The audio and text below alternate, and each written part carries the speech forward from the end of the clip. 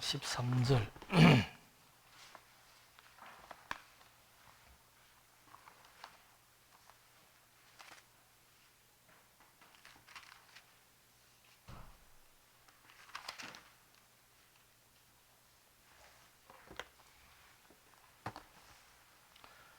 열왕기상 20장 13절. 한 선지자가 이스라엘의 아합 왕에게 나아가서 이르되 여호와의 말씀이 내가 이 큰 무리를 보느냐 내가 오늘 그들을 내 손에 넘기리니 너는 내가 여호와인 줄 알리라 하셨나이다.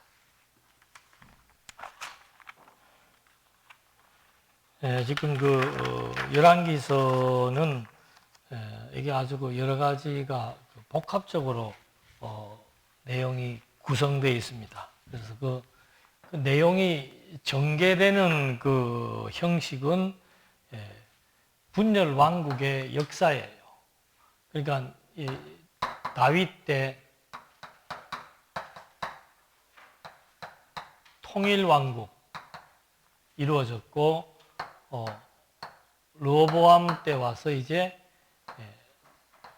남북이 분열되어지죠. 열왕기 상하는 그 내용이 분열 왕국의 역사, 남북 왕조에 대한 역사입니다.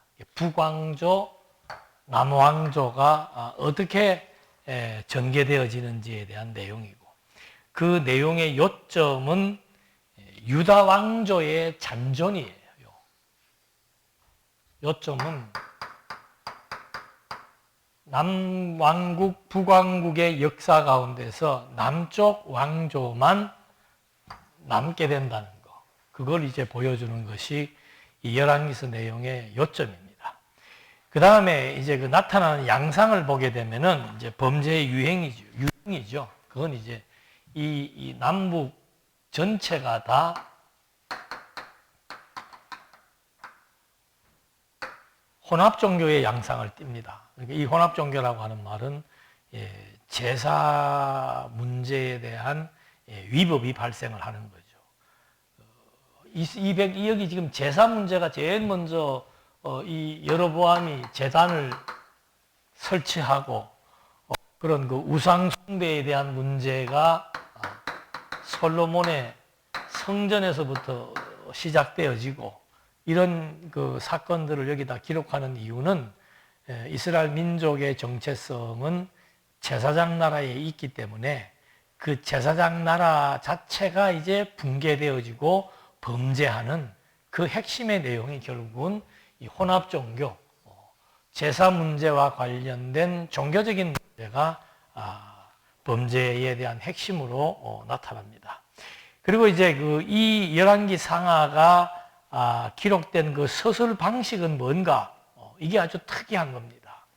그러니까 그 역사서 내용 가운데서 선지서라고 말할 수 있는 것이 뭔가 하나 그 얘기를 한다면 열왕기 상하예요.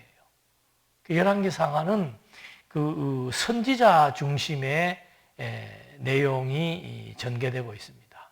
그리고 열왕기 선지자 중심이라고 하는 것은 선지자를 중심으로 모든 내용이 지금 예언하고 뭐 선지자의 표적, 선지자의 예언, 그리고 그 예언의 성취, 그러니까 언약과 성취가 한꺼번에 다 들어있는 내용은 열왕기 상하예요.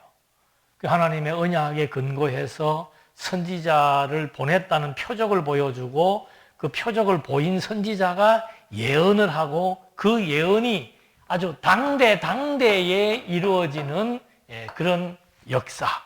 그래서 그 선지자에 대한 하나님의 그 중보 사역에 대한 내용들이 열왕기 상하에 아주 치밀하게 그리고 다양하게 소개되고 있습니다. 그래서 결국은 그 선지자, 이 선지자가 하나님이 보낸 선지자, 즉 하나님의 중보사역의 일익을 담당하는 자라고 하는 사실을 먼저 보여주고 입증해주고, 두 번째는 그 선지자가 예언한 그 예언에 대한 신빙성. 그 예언은 진짜 그대로 이루어지는구나. 근데 여기 읽어드린 말씀에도 보면은 아합 왕에게 한 선지자가 나와가지고 지금 그 아람 군대가 뭐 엄청난 군대가 지금 쫙 주둔해 있는 것을 보고 아합 왕이 두려워 떨고 있으니까 선지자를 보내가지고 하는 말이, 자, 이제 이 큰 무리를 네 눈에 보이지? 먼저 얘기해 주는 겁니다. 근데 여호와께서 오늘 이 큰 무리들 아람 군대를 아합 왕에게 넘기겠다고 예언했다. 나로 하여금 예언하게 했다. 근데 그 이유는 뭔가? 내가 여호와인 줄 알게 하리라. 그러니까 이 예언의 주체, 선지자를 보내신 분이 하나님 여호와이시고, 그 선지자를 하나님이 보냈다는 그 증거로서 표적을 행하게 하고 예언을 하게 했는데, 그 예언이 그대로 성취되어지는 이런 내용의 서술 방식에 의해서 열왕기 상하가 기록되었다는 거. 그래서 열왕기 상하는 이게 참 독특한 책입니다. 독특한 내용이에요. 이게 막 전부 이게 계속 선지자들이 등장, 어느 한 구석에도 선지자가 등장하지 않는 사건이 없습니다. 선지자가 등장을 해서 이 스토리가 전개되고 사건이 전개되는 그런 형식으로 지금 집약되어 있다는 것이 참 중요한 내용이죠.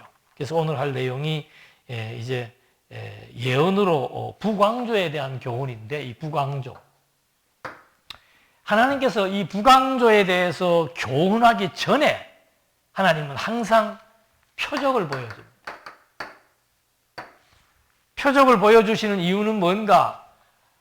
표적을 보여주고 그 다음에 예언이나 교훈을 해야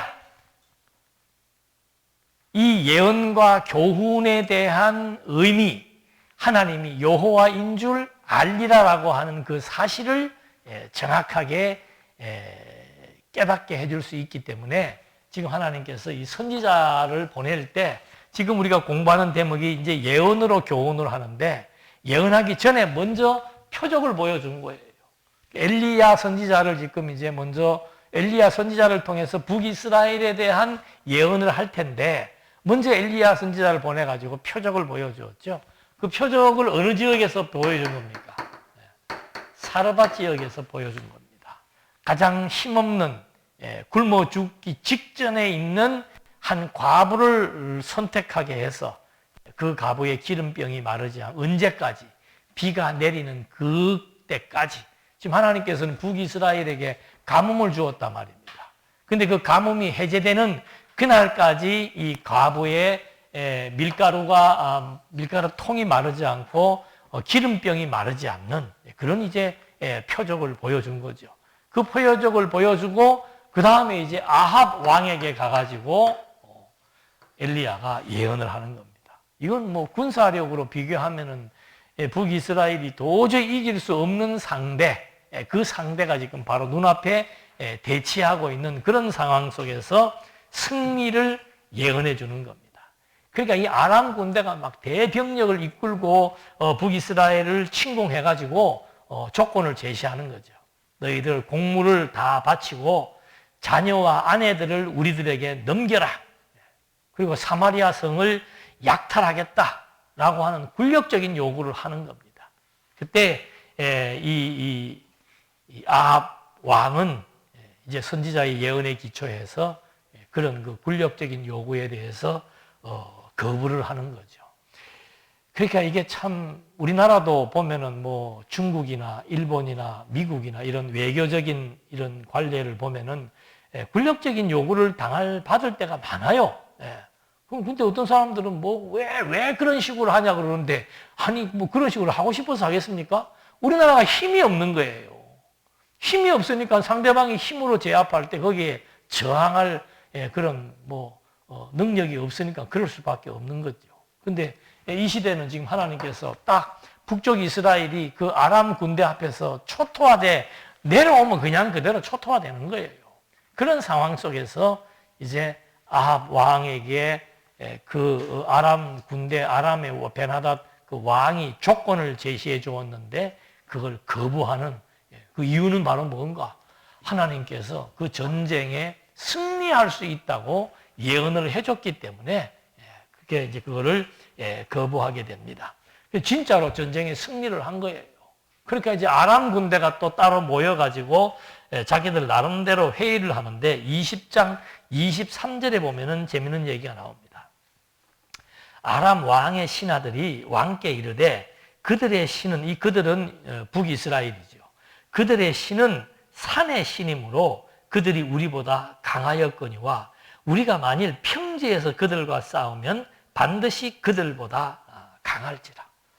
그리고 이 사람들은 전술 전략만 본 거예요. 우리가 지금 산에서 패배했다. 근데 우리가 평지 나가서 싸우면 이길 수 있다. 뭐 때문에? 전차가 있으니까. 그러니까 어디 저기 사사 시대에도 보십시오. 막 사사가 전쟁을 치를 때 그 산에서 하지 않고 평지에서 싸우느라고 전차들이 쫙 다 그냥 주둔해가지고 이제 공격 앞으로 하면 초토화 되는 거예요. 근데 하나님께서 비를 내려가지고 진흙바닥을 만들어서 전차가 움직이지 못하라고 섭리해 나가시는 거. 그게 하나님의 섭리예요. 그러니까 그런 것처럼 이제 여기는 그 사람들은 그런 식의 전략에 대한 문제를 제시를 했습니다. 그러니까 이제 그렇게 생각을 하고 평지에 나와가지고 다시 이제 주둔을 했는데 뭐 그 사람들이 진을 치니까 이스라엘 자손들은 적은 염소떼와 같고 아람 사람은 땅에 가득했다 그랬습니다. 염소하고 사람하고 싸우는 식의 비유를 한 거죠.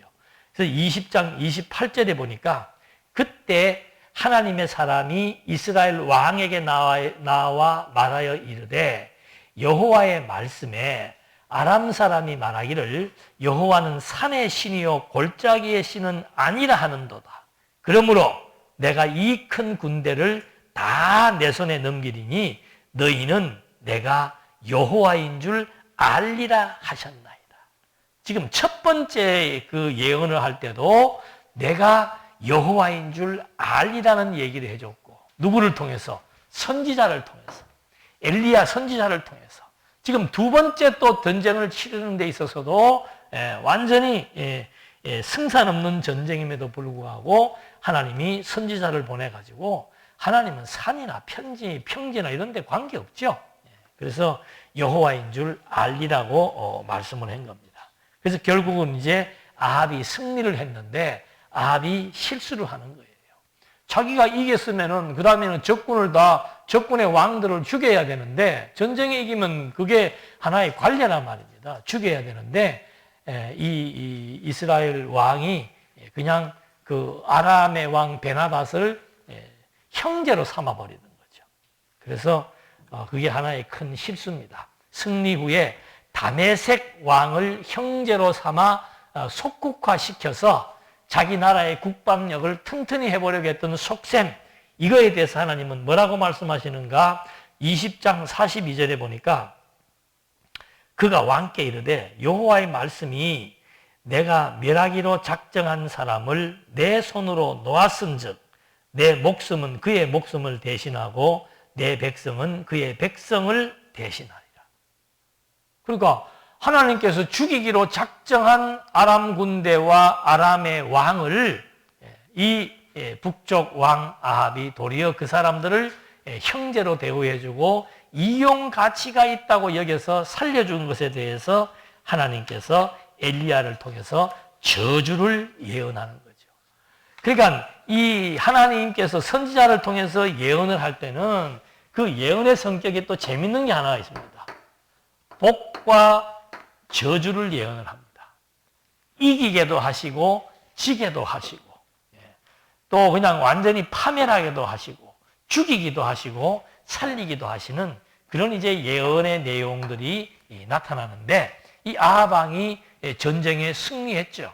승리했으면 그 전쟁이 여호와로 말미암은 줄로 알고 여호와의 명령대로 베나닷을 죽여야 되는데 이 아람 군대 다메섹 왕을 죽여야 되는데 죽이지 않고 형제로 삼은 것에 대해서 하나님이 다시 선지자 엘리야를 통해서 저주를 하시는 거죠. 그러니까 선지자는 복과 저주를 선포하는 거예요. 그러니까 이 표적을 통해서도 하나님의 보낸 선지자임을 증명해 주었다면은 복과 저주라고 하는 이 두 가지의 양식을 통해서도 하나님이 보낸 선지자, 하나님이 지금 선지자를 통해서 중보 정치를 하고 있다. 이 사실을 여기서도 확인해 주고 있는 겁니다. 그래서 그 저주의 내용이 21장 22절로 23절에 보니까 네 집이, 이 네 집은 아합이지요.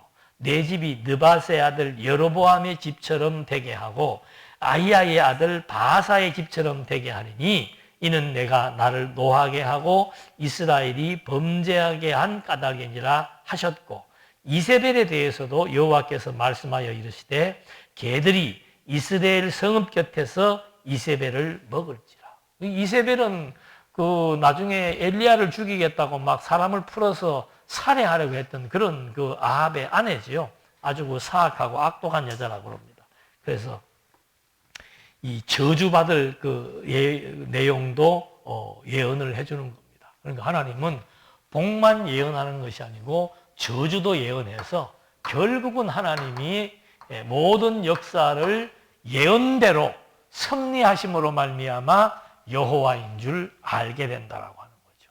그리스도도 마찬가지예요. 그리스도도 복음이라고 하는 것은 기쁜 소식이잖아요.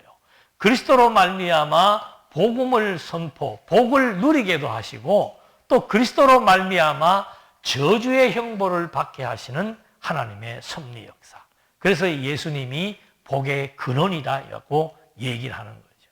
그래서 그를 받아들이면, 믿음으로 받아들이는 자들은 복을 누리게 하시고 거부하고 불신하는 자들에게는 저주의 형벌을 내리시는 것과 동일한 맥락 속에서 하나님의 살아계심을 구약시대 때는 선지자를 통해서 복과 저주를 선포했다면 신약에 와서는 하나님의 아들 그리스도를 통해서 복과 저주를 성취하심으로 하나님의 존재를 확증시키신다는 것을 확인해 볼 수 있습니다. 이렇게 해서 이제 아합이 예언대로 저주받아 죽게 되는데, 이제 여기에 보면은 이제 또 죽는 장면에서도 또 하나님이 섭리를 해 나가시는데 거짓 선지자를 또 400명이나 보냅니다. 거짓 선지자 400명과 하나님의 선지자 1명 미가야가 등장을 하는 거예요. 그러니까 누구 말을 믿겠습니까? 400명 말을 믿을 수밖에 없지요. 자, 그런 이제 상황 가운데서 아합이 이스라엘과 아람과의 전쟁에 대하여 이제 그 이스라엘의 승리를 예고하는 것이 거짓 선지자들이에요. 근데 미가야는 아합이 그 전쟁에서 죽는다고 얘기하는 거죠. 그러니까 아예 다 죽였으면 괜찮을 걸 형제로 삼아 놓으니까 아람 군대가 다시 재정비를 해가지고 또 침공을 하러 내려오는데, 그때 하나님이 선지자를 보내가지고 엘리야 죽는다, 아합은 죽고 이세벨도 죽는다고 예언을 한 겁니다. 근데 이제 전쟁이 임박해진 거예요. 그때 또 선지자에게 전쟁에 이기냐 지냐고 물으니까 400명 거짓 선지자들을 하나님이 보냅니다. 그 성경 본문에 보면은 하나님의 영이 그들에게 임해서 거짓으로 예언을 하게 했다고 얘기하는 거죠. 그래서 그 거짓 선지자들이 이제 하는데 22장 23절에 보니까 여호와께서 거짓말하는 영을 왕의 이 모든 선지자의 입에 넣으셨고 또 여호와께서 왕에 대하여 화를 말씀하셨나이다. 그래서 그 전쟁에 이긴다는 거짓 예언을 하게 하고 미가야 선지자로 말미암아는 전쟁에 진다고 예언을 한 거죠. 근데 이제 재밌는 것은 그 아합이 변장을 하게 됩니다. 변장을 하게 되는데 여호사밧은 남쪽 왕이지요. 여호사밧 남쪽과 북쪽이 연합전선을 구축해가지고 이제 아람 군대하고 전쟁을 치르는데, 그 북쪽 왕이 뭐라고 명령을 내리는가 하면은, 야, 다른 사람, 이 사람 저 사람 찾지 말고 왕 한 사람만 잡아 죽여라. 그 왕이 바로 북쪽 왕을 말하는 거죠. 북쪽 한 사람만 잡아 죽여라. 그렇게 했는데 이 아합 왕은 깨를 내가지고 여호사밧과 옷을 바꿔 있습니다.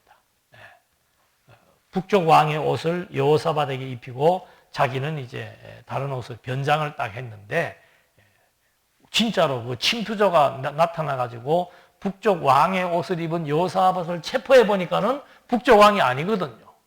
그러니까 이제 다시 이제 직결을 했는데 어떤 한 병사가 그냥 이렇게 쏘한 화살에 맞아가지고 아합 왕은 결국 전사하게 되는 겁니다. 뭐 재밌는 대목이죠. 그래서 성경에는 뭐 우연히 쏜 화살에 무심코 쏜 화살에 맞았다고 하는데 이건 뭐 이미 왜 그것이 우연이 아닌가 하면 이미 선지자를 통해서 이 아합 왕이 전사하게 된다고 예언을 했기 때문에 그 예언의 성취에 의한 사건을 하나님이 이루어가기 위해서 군사의 화살을 다 조정해서 섭리했다는 것을 확인하게 됩니다. 그렇게 해서 결국은 전쟁이 지게 됐는데 22장 38절에 보면은 아합 왕이 죽고 그 병거를 사마리아 못에서 씻음에 개들이 그의 피를 핥았으니 여호와께서 하신 말씀과 같이 되었더라. 거기는 창기들이 모욕하는 곳이더라. 그러니까 앞에서 예언을 했지요. 그 예언을 했을 때 너는 죽게 될 것이고 죽게 되면은 그 피를 개들이 핥을 것이다 라고 예언을 했는데 그 예언 그대로 21장 23절에 했던 그 예언 그대로 이제 이루어지는 겁니다. 그래서 방금 읽어드린 말씀대로 승리도 하나님의 예언대로 저주받아 죽게 되는 것도 예언대로 하나님께서 섭리하신다는 것. 그래서 거짓 선지자를 들어서 거짓 예언도 하게 하고 참 선지자를 보내가지고 참 예언도 하게 하시면서 결국은 모든 예언의 주체는 하나님이시다. 그래서 여호와이심을 알게 한다는 내용이 나타나게 됩니다. 그 다음에 이제 그 세 번째 내용은 또 저주를 통해서 또 여기에서도 교훈을 하시는데 이 저주는 뭔가 하면은 그 왕조가 부패를 합니다. 그래서 그 아합의 아들이 이제 저주받는 내용이 나오는데 22장 43절에 보면은 여호사밧은 이제 유다 왕이죠. 여호사밧이 그의 아버지 아사의 모든 길로 행하며 백성이 아직도 산당에서 제사를 드리며 분향하였더라. 이게 남쪽도 계속해서 산당 제사를 드렸다는 거죠. 그리고 52절에 보니까 그가 이거는 아합의 아들 아하시아를 의미합니다. 여호와 앞에서 악을 행하여 그의 아버지의 길과 그의 어머니의 길과 이스라엘에게 범죄한 느밧의 아들 여로보암의 길로 행하며 바알을 섬겨 그에게 예배하여 이스라엘의 하나님 여호와를 노하시게 하기를 그의 아버지의 온갖 행위를 같이 하였더라. 그러니까 여기는 지금 계속해서 그 범죄의 근원, 범죄의 연속성을 얘기해 주고 있습니다. 근데 남쪽은 계속 범죄함에도 불구하고 그 왕조가 아들에게 대물림되는 얘기가 나옵니다. 그게 11개 하에 나오는데, 자, 이렇게 돼서 그 아합의 아들 아하시아도 계속 그 범죄를 자행함으로 말미암아 하나님께서 그가 침상에서 떨어지게 해가지고 죽는다는 예언을 해주는데 그 예언대로 이제 죽게 되는 장면에 있어서 1장 17절에 보면 재밌는 얘기가 나옵니다. 왕이 엘리야가 전한 여호와의 말씀대로 죽고 그가 아들이 없으므로 여호람이 그를 대신하여 왕이 되니 유다 왕 여호사밧의 아들 여호람의 둘째 해였더라. 자, 여기에서 보니까 뭐가 중복된 단어가 나옵니까? 아들이 나오죠. 아들. 북쪽은 아들이 아니고 혁명에 의한 다른 왕에 의해서 계승이 되었는데 남쪽은 유다 왕 여호사밧의 아들 여호람의 둘째 아들이 있을 당시에 북쪽은 아들로 계승되지 못했지만 남쪽은 아들로 계승되는 왕조라고 하는 사실을 여기에서 밝혀주고 있는 거죠. 그래서 제가 아까도 말씀드린 대로 이 열왕기서의 내용은 왕조의 역사입니다. 왕조의 역사. 근데 북왕조는 3, 4대 만에 혁명의 정치가 발생을 하는 것이고 남쪽은 똑같은 범죄가 있었지만은 아들로 계승되어지는 왕조라고 하는 사실을 여기서 저주의 예언에 대한 것들을 통해서 왕조의 계승 아니면은 혁명의 정치 이걸 대비시켜서 설명해 주고 있는 거죠. 왜 그렇게 해 나가시는가? 남쪽은 유다 지파 외에는 남은 왕조가 없다는 사실을 증명해서 다윗에게 약속한 대로 사무엘하 7장 16절에 내 왕위가 영원하겠다고 약속했던 그 약속의 말씀에 근거해서 유다 지파 다윗의 왕조는 범죄와 상관없이 왕조가 아들로 계승되게 하시고, 북쪽 왕조는 이것은 정통성이 없는 왕조이기 때문에 3, 4대마다 혁명에 의한 왕조가 세워지는 피해 보복 정치의 형식을 북쪽 왕조를 통해서 보여주고 있는 겁니다. 그 이유는 뭔가? 범죄예요. 남쪽은 똑같이 범죄했는데 남쪽은 계승시키는 것이 범죄를 했음에도 불구하고 다윗과의 언약에 의해서 계승을 시키고, 북쪽은 여로보암의 범죄, 왕조의 정통성이 없는 것을 근거로 했기 때문에 그들은 범죄를 기준으로 해서 그대로 심판해 나가시는 하나님의 심판의 역사. 자, 이렇게 해서 그 다음에 이제 네 번째로는 표적을 보여줍니다. 표적을 보여주는데, 자, 처음에 표적 보여주고 예언했고, 예언대로 복과 저주를 통해서 승리하게도 하고 패배하게도 하시는 하나님의 섭리 역사. 그 다음에 또 이제 표적을 보여주시면서 어떤 예언을 하게 하려고 합니다. 표적을 보여주는데 제일 먼저 나오는 것이 선지직에 대한 승계예요. 엘리야에서 엘리사로 선지직이 승계하도록 합니다. 세대를 교체시키는 거죠. 그냥 하나님께서 이 선지자 쓰면 될 텐데 여기에서 선지직이 계승되는 것을 보여주시는 이유가 뭡니까? 그게 선지자의 정통성을 그대로 보여주는 겁니다. 그래서 이 선지자의 계열은 하나님이 세운 선지자이고 하나님이 세운 중보자로서 하나님이 그들을 지금 사용하고 계신다는 사실로 말미암아 내가 여호와인 줄 알게 하기 위한 하나님의 섭리의 의도가 본문 속에 나와 있습니다. 그래서 이제 표적을 먼저 보여주는데, 선지자에 대한 입증, 제일 중요한 것이 뭔가? 정엄입니다. 정엄. 표적을 통해서 보여주는 거죠. 이제 선지자의 제자가 한 50명, 많죠. 지금으로 치면 한 50명 정도의 선지 생도들이 모여 있었는데, 이 집이 좁으니까 집을 좀 증축합시다 해가지고, 선지자들로 하여금 이제 공사를 시작한 거예요. 근데 이제 시원찮은 사람 한 사람이 도끼자루가 날아가가지고 도끼가 물에 빠졌죠.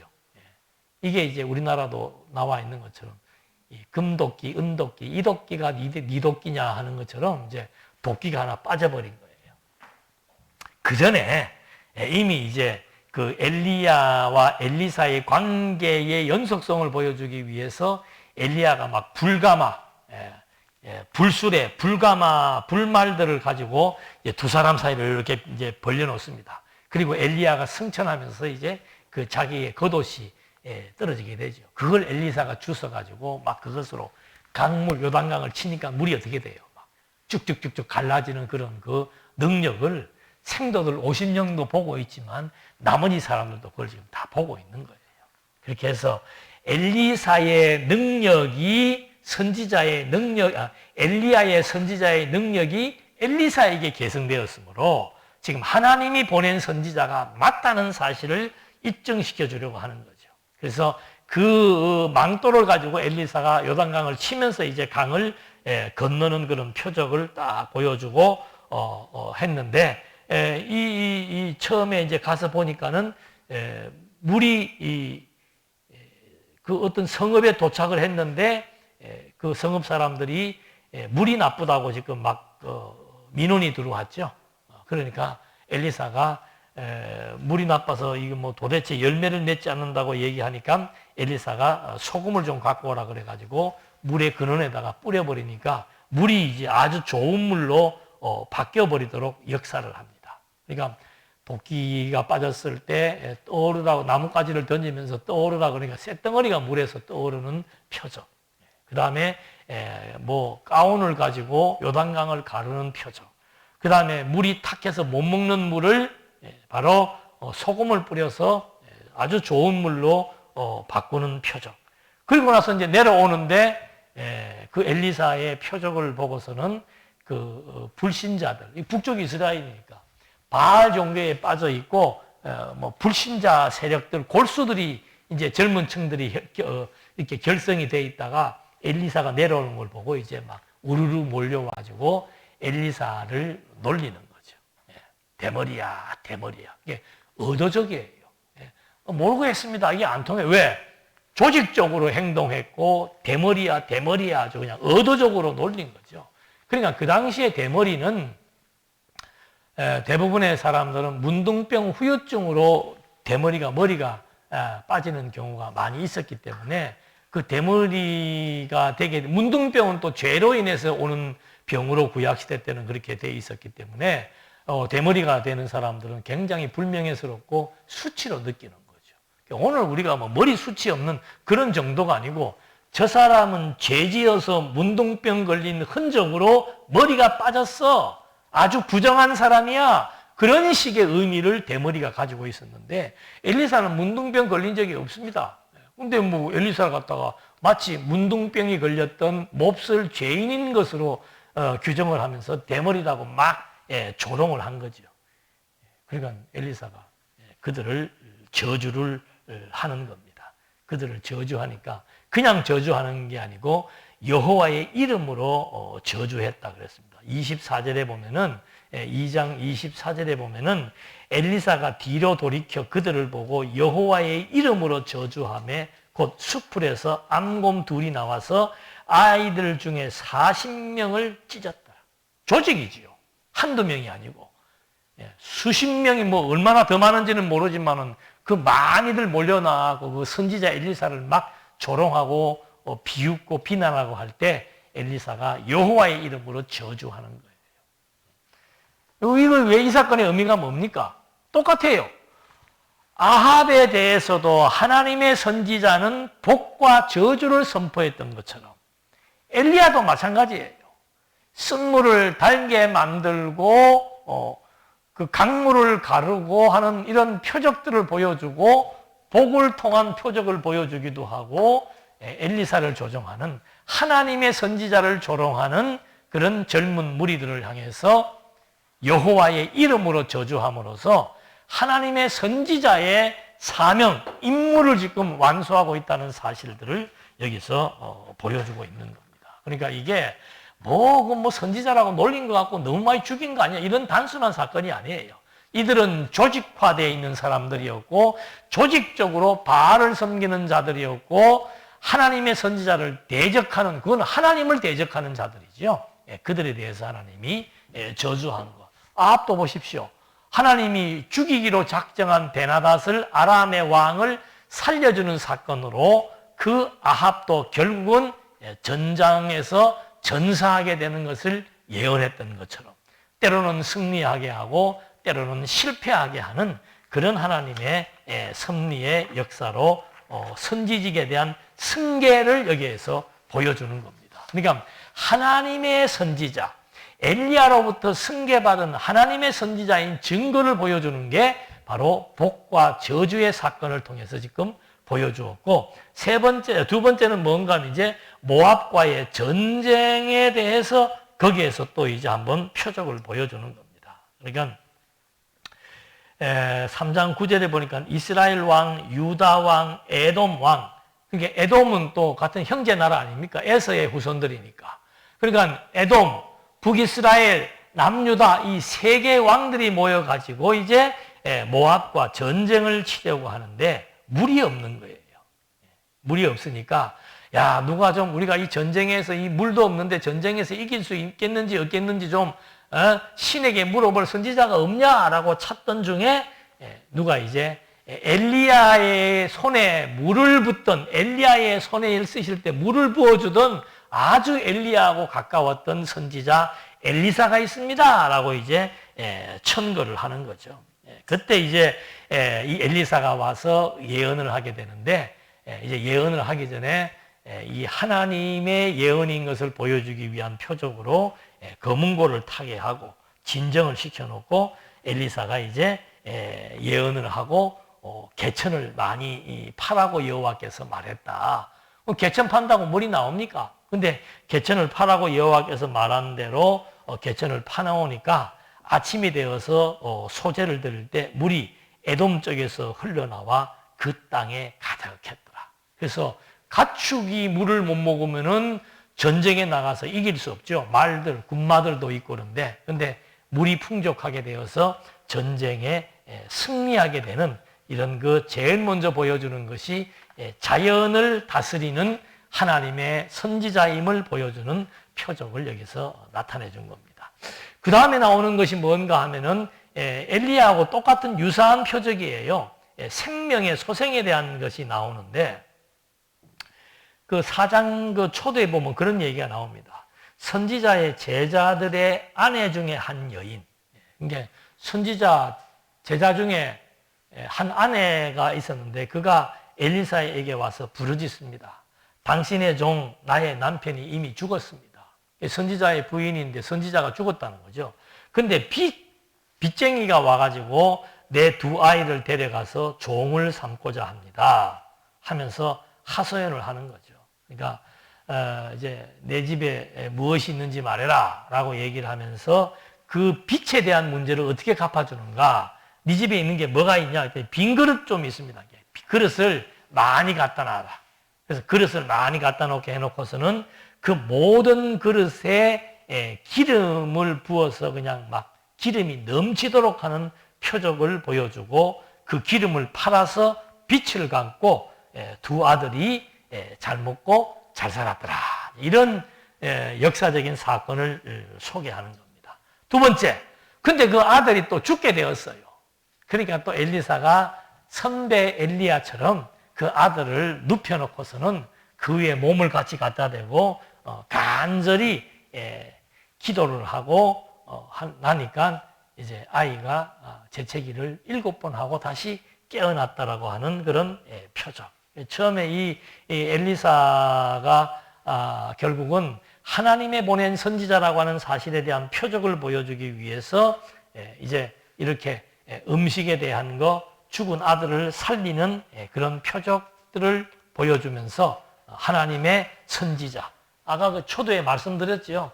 이 열왕기서는 역사서 중에서의 선지서라고.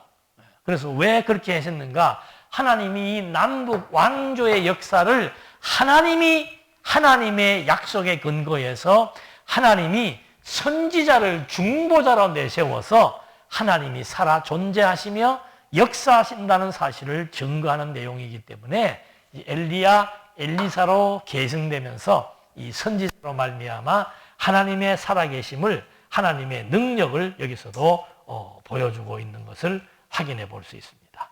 그 다음에 이제 문둥병을 치유하는 내용이 나옵니다. 이건 뭐 아주 유명한 표적이죠. 나만 장군이